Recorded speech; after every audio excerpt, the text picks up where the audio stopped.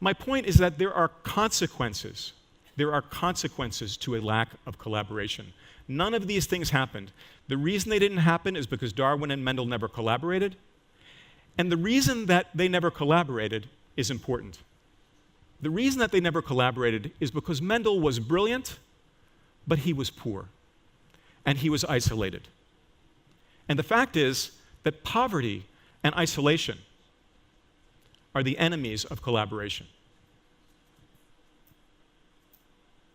If you don't have enough to eat, you're not going to be doing science, right? How many people in here haven't eaten in the last 24 hours?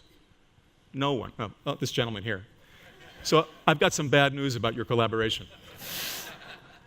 He's not going to be collaborating, but the rest of us might be, because the fact is that, again, if you're poor, if you're isolated, if you're unconnected, collaboration is simply not going to happen. But because of increasing prosperity in the world over the last several hundred years, and of course because of the increasing connectivity that we all know about, that's really just happened in the last 20 or 30 years, there's reason for tremendous hope. And now I'll switch to talking about this progress, which I find even physicians, even scientists, even people who are very well informed, tend to underestimate the progress that has been made in the world with regard to essentially almost everything. So let's talk about this.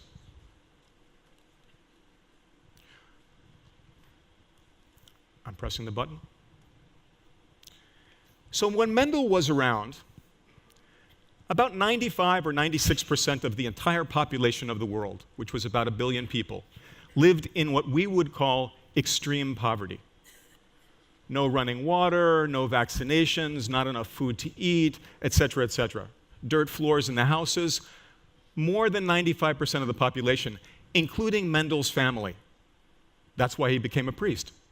The fact is, over the course of the last 200 years, and the scale here runs from 1800 to about 2000. So we've got about a 200-year span.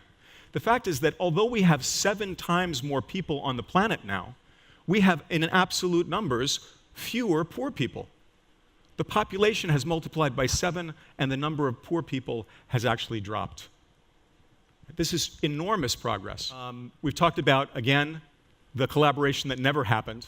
We've talked about the consequences of that, why we don't have things today. We don't have tools in medicine today because Mendel was a poor man 100 years ago or 150 years ago.